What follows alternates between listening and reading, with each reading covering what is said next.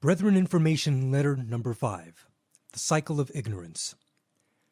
Brethren, as it is. The cycle of ignorance is a deceptive sequence of mental decisions and realities which keeps the mind from following a logical train of intuitive awareness. It contains false premises and false assumptions which mislead and end in confusion and disillusionment. The cycle is based on an apparently logical series of unconscious agreements which tell a person to follow a particular path in pursuit of certain goals with the promise of satisfaction, fulfillment, well-being, joy, contentment, or similar rewarding consequences at the end of that path. If I do that, I shall find satisfaction. If I achieve this, if I acquire that, if I reach this goal, if I attain that position, if I realize this ambition, I shall find fulfillment. The person follows the path, seemingly logical step by seemingly logical step, and completes the cycle, arriving back at precisely the point where he began. Dissatisfaction, but promise of satisfaction, if. Frustration, but the promise of fulfillment, if. The promise has not been fulfilled, either because the goal has not been achieved despite all efforts and apparent intentions, or because its achievement did not after all produce the reward. It produced perhaps a momentary glow of self-satisfaction, a sense of immediate adequacy or success, but not the deep-rooted and lasting sense of fulfillment which was expected. However, built into the cycle, as part of its structure, are the necessary justifications to cover either of these possibilities. But if that had not happened, if they had not done this, if things had been different, if he had cooperated, things didn't turn out as I expected, if only I'd done this, if only I'd have more of that, if only. So although there is a period of disillusionment, the promise remains as strong as ever, and the logic as convincing as ever. So the person continues his pursuit, in the renewed hope of ultimate success. The goal might change, if it has been achieved and failed to produce the reward, or it might remain the same but with more scope. The ambition might change, and be replaced with another, or it might expand to yet more distant horizons. The search might change direction, or enlarge its field of vision, but the cycle continues. The cycle of ignorance is the compulsive pursuit of the Luciferian dream, the illusion, the mirage on the far horizon. True progress is also cyclic, but it follows a spiral course, upwards, whereas the cycle of ignorance, because of its built-in lies about what is going to be, what can be, and what ought to be, does not move upwards, but remains on the same level, and goes round and round in the same vicious circle. But why is there no progress within the cycle of ignorance? Because the person who follows a mythical hope in the future, and clings to it, and relates everything he does to it, and fixes his attention on it, never takes a real step in the present. He behaves like a gramophone needle fixed in a groove. Because his attention is fixed in the future, reaching for it, grasping for it, he never satisfies himself within the present. Therefore he feels compelled to go on repeating the same cycle over and over again in the hope that one day he will be satisfied. If there is no acceptance of the present, there can be no movement into a new present, only an endless repetition of the old present.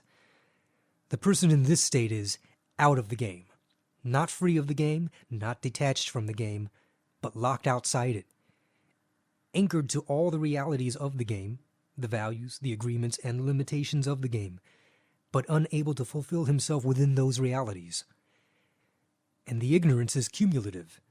Every time the person completes one cycle and finds himself unsatisfied, unfulfilled, at the point of distant promise once again, he has tied himself more tightly outside the game. The secret of the cycle of ignorance is its power of illusion. It is illogical, and yet on the surface it seems flawless in its logic. Equally, it is unchanging. There is no progress, no movement within it, and yet, superficially, it seems to change.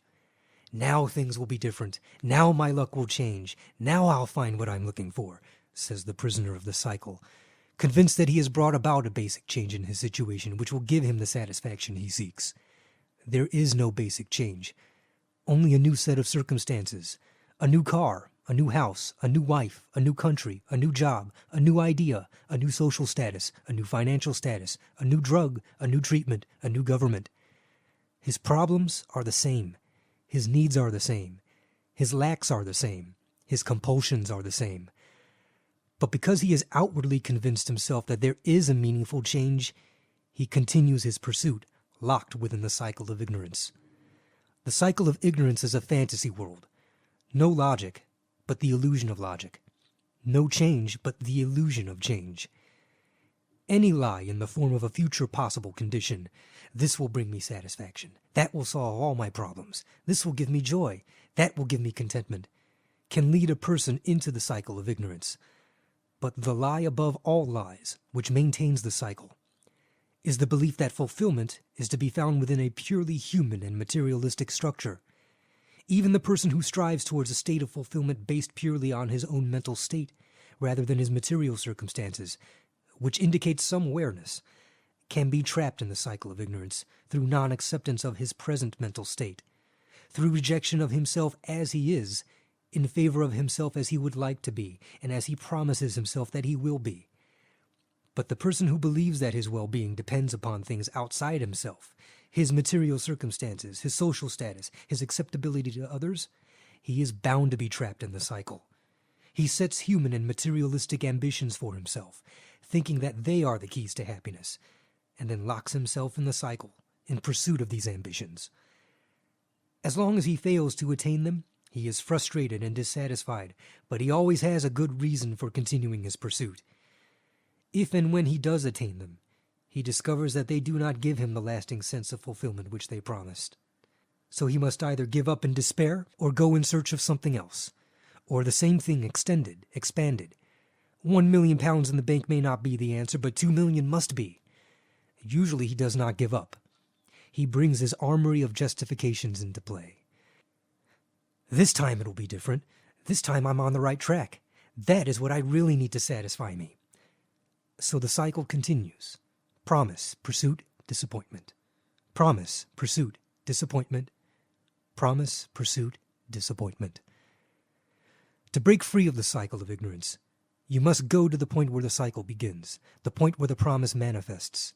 The hope, the anticipation, the superficially altered circumstance, and the renewed expectation of a particular result, the renewed demand for a specific outcome.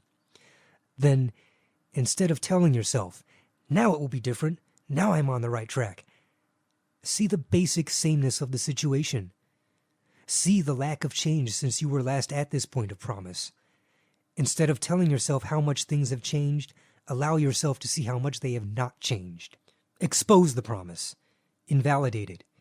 See the lie. Invalidate the hope. Silence the protest. Invalidate the expectation and the demand, instead of validating all of them, as you have done each time around the endless cycle, thereby fixing yourself all the more tightly within its confines. Locked in the cycle of ignorance, your attention is so firmly fixed on the promised reward of fulfillment and the particular goal or ambition which you have identified with that reward, that you can see little else with reality, and each time you complete the cycle, goal or no goal, but without receiving the promised reward, you increase the power of your fixation on it. This is the power of failure. When you are in compulsive pursuit of success, it creates a sense of failure, and then another, and then another. And each additional sense of failure forces you to fix more of your attention on the promised but elusive dream. Imagine gambling on a 50-50 chance, and losing. Then staking double the amount in order to cover your loss, and losing again, then double again, and again losing, and so on. Always doubling, always losing. That is the cycle of ignorance. Only by detaching from the promise and from the demand of its fulfillment, by accepting what is instead of agonizing yourself in a futile demand for what might be, or should be, or apparently could be but is not, can you detach from the cycle of ignorance. Bring your attention from out there, in a future fantasy land, back to in here, now, the situation as it is. But the longer you have continued to pursue the fantasy, the more difficult it is to detach from it. The more you have already invested in your dream, the harder it is to abandon it. Not only would you be invalidating the aims and ambitions which you have mistakenly linked with the dream, but also all the time and energy which you have expended in your fruitless pursuit of them. This is so, both consciously and unconsciously. A person who has spent many years with his sights set on becoming wealthy because he has decided that therein lies the secret of happiness, has quite consciously invested time and energy on a practical level in order to achieve this end.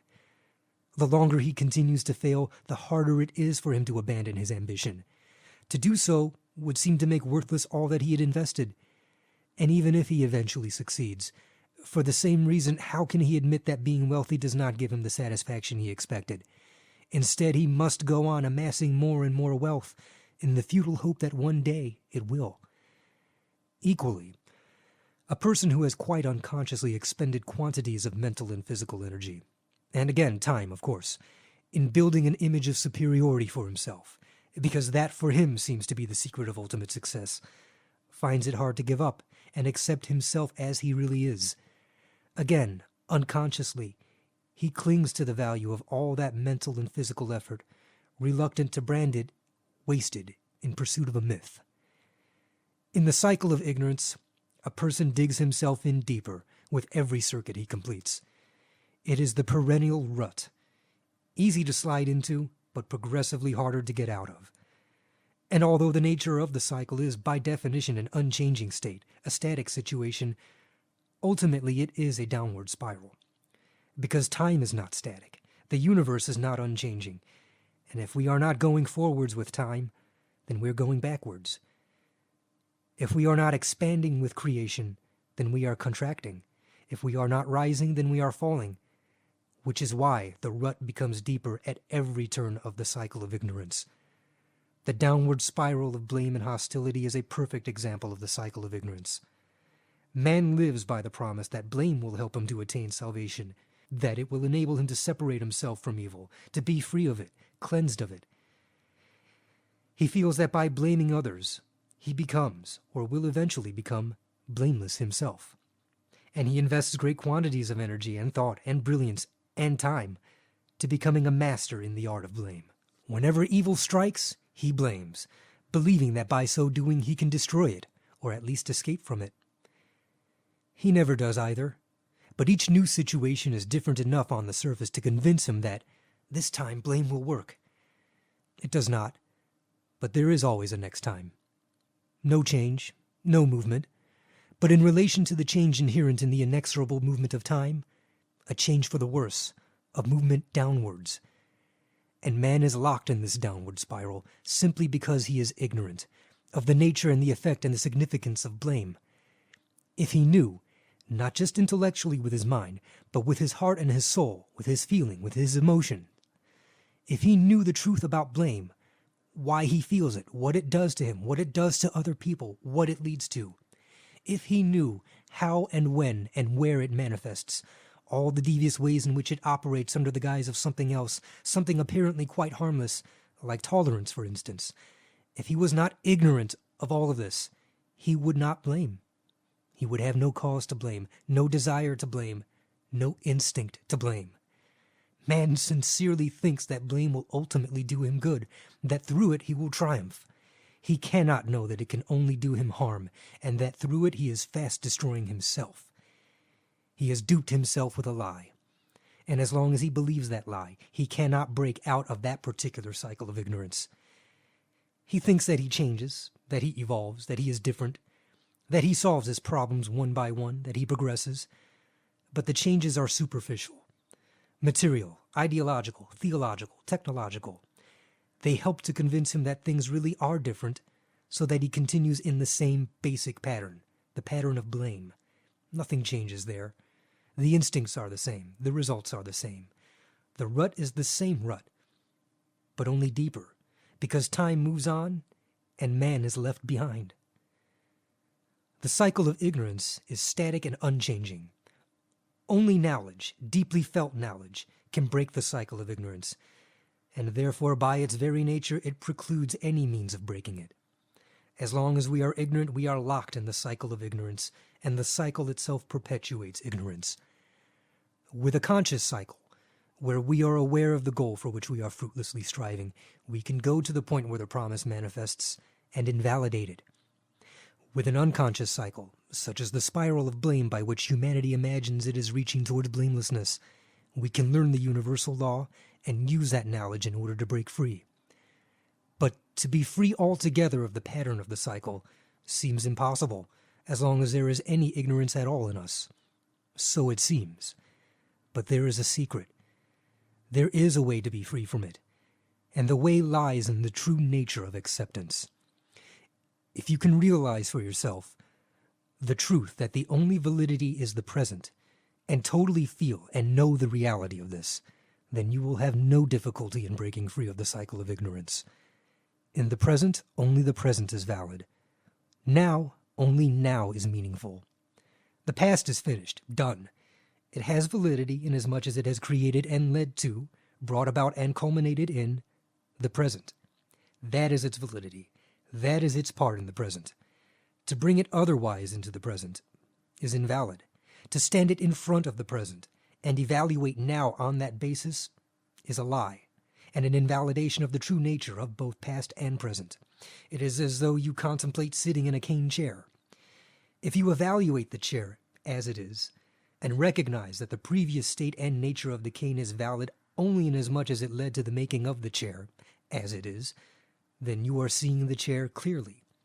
And if it seems to you strong and well made, you sit on it.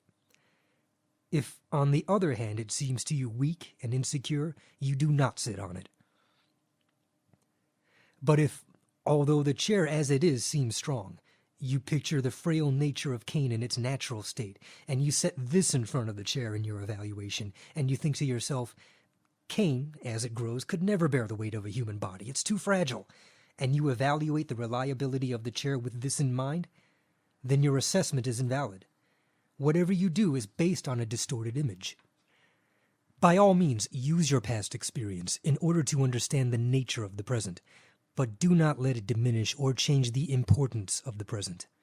Do not let the past trap the present and distort your vision of it. The past is finished and done. The future, on the other hand, is not yet with us. It is in the hands of destiny. It has a validity inasmuch as it will become the present, but now it is not. To stand it in front of the present and evaluate the present on that basis is as invalid as it is to do the same with the past. To see the chair as it is, together with the chair as you judge it will be in 20 years' time, old and broken and without strength, and to assess its reliability on that basis is again invalid. So the secret is a complete awareness of the present, and a complete understanding of the true position of both the past and the future. Non-understanding of the past and future is one basic cause of the human predicament. Past and future are two sides of the eternal conflict of the human mind, because it is the images of the past and the images of the future, the memories of the past and the expectations of the future that are brought into the present by the mind. And the present is assessed and evaluated with these in front of it. They are not used relevantly and meaningfully, they take precedence. So the present becomes a conflict. Regret of the past and fear of the future, against justification of the past and hope for the future.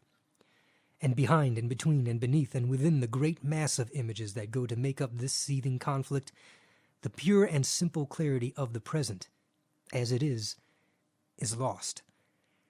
We should not forget the past, nor should we refrain from looking with anticipation into the future. Memories of the past, lessons and experience from the past, are not themselves wrong or destructive. They are, on the contrary, often a necessary part of our understanding and experience and assessment of the present. To see the present clearly, we must often relate it to certain relevant aspects of the past. For example, to assess the cane chair, we shall need our past experience of chairs to help our assessment. Similarly, hopes, aims, visions, and speculations of the future are not themselves destructive. They also are often a necessary part of our awareness of the present, particularly in the matter of making plans and decisions. To decide and to act properly in the present, we must often use our judgment of what the future might hold. But we should not allow either our memories or our anticipations to cloud our vision of the present, only to enhance it. We should not allow them to distort our awareness of the present, to relegate it, to displace it, to reduce its importance, or to take precedence over it. And the criterion is this: if the past or the future becomes a subjective influence on the present, instead of simply an objective adjunct, then it will distort or displace it. In the present, we know by what we feel. And to know the present, we must feel the present. Feelings about the past and the future can only confuse and mislead. If they are there, allow them, feel them, don't hide from them, but recognize them for what they are. Unreliable and irrelevant to what is. Feelings are only valid in relation to what is. When they emerge in relation to what was or what might be in the future, they can serve only to cloud the issue. Feel the present. See the past and the possible permutations of the future whenever it is appropriate, but feel the present. If you find yourself feeling the past or the future, don't fight it, but simply recognize that to that extent you live in the past or the future, and therefore out of the present, and therefore out of the game. To resist it, to try to suppress it, will serve only to strengthen its hold on you. But to recognize it and accept it as another aspect of what is, within you, is the first step towards breaking its hold and being free of it. So do not discard your memories. Use them. But recognize that when memories become vain regrets or nostalgic longings, or the basis of bitterness, blame, rejection, disappointment, and despair, if we give them validity, they will lead us into the cycle of ignorance. And do not abandon your anticipations. Use them. But equally, recognize that when anticipations become empty promises, desperate longings, agonized obsessions, or frustrated ambitions, if we give them a validity, they too will lead us into the cycle of ignorance. The secret is an understanding of the true significance of the present, despite all images of past and future. If we can see these images, live with them, accept them, use them as they should be used, and yet relate our entire selves, our emotions, our attitudes, our responses, and our reactions with reality to the present, then we are free of the cycle of ignorance. The goals on which you have fixated your attention are compulsive, subjective images of the future, clouding your vision of the present. Invalidate such images of the future as being a significant part of the present, and you invalidate those goals.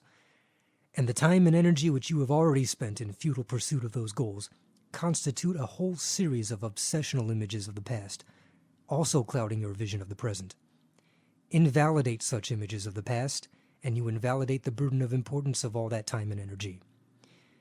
And if you are, at this moment, fixed in a cycle of ignorance, with a specific conscious ambition which you have identified with the attainment of ultimate satisfaction, and which gives you pain because you cannot bring it into the present and transform it from a fantasy into a concrete reality, then go to the point where the ambition is most real to you, where you feel it most strongly.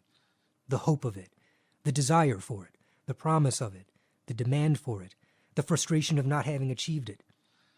Look hard at it. Look hard at that goal, that obsessional image of the future. See it clearly. Know it well. Assess its value in terms of its meaning and significance, in terms of its actuality. Then turn the coin over. Fears are the opposite of goals.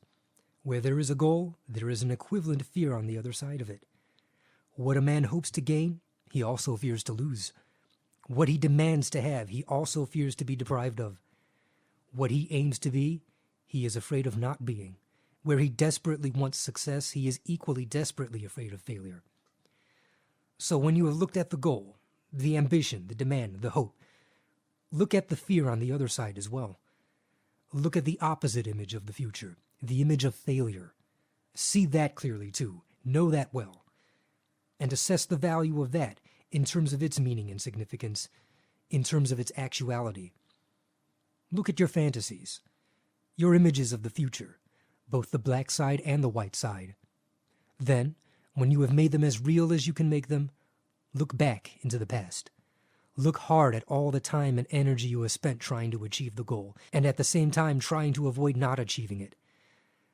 Look at the images of the past which relate to that simultaneous hope and fear. See them as clearly as you saw the images of the future, and assess their value in terms of their meaning and significance, in terms of their actuality. Then, having seen the past and the future, and having allowed the full extent and reality of their images to come upon you, having given them their full scope, having brought them into the present as far as it is possible to bring them, look at now. See what is. Know what is. See it as it is and know it as it is.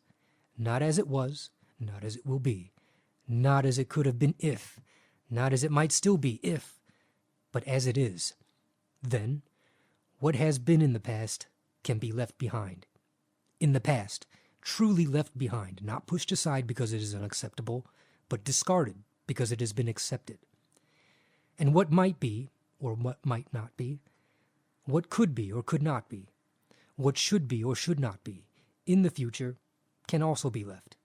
In the future, truly left, not ignored as too much to hope for, or shut out as too terrible to think about, but discounted, because compulsive hopes and ambitions and demands have been seen to be irrelevant, the worthless counterparts of fear and hopelessness. All this can be dismissed in favor of the intense reality, the actuality, and the significance of what is now. The human mind is composed of images of past and future.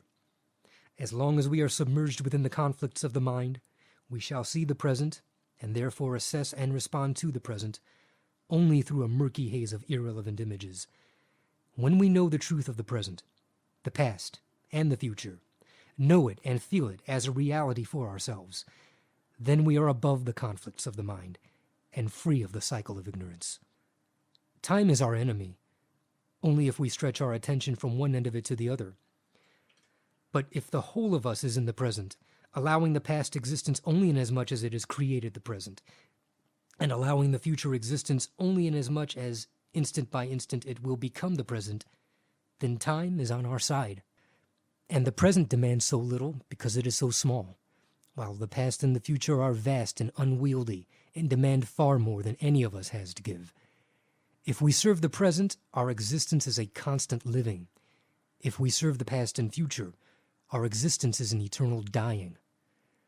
The great step, the great demand, is that we should break the chains that bind us to the endless agony of past and future, so that we can step free into the joy of service of the present. Slavery is pain, freedom is joy, and yet to break from slavery into freedom demands all the courage and endurance which a being has to muster. The secret is there. The door stands open, but only for those who have the courage to go through it. For those who have that courage, the rest is simple, because outside of the vast and overwhelming territory of what was and what will be is only the tiny instant of what is. So be it.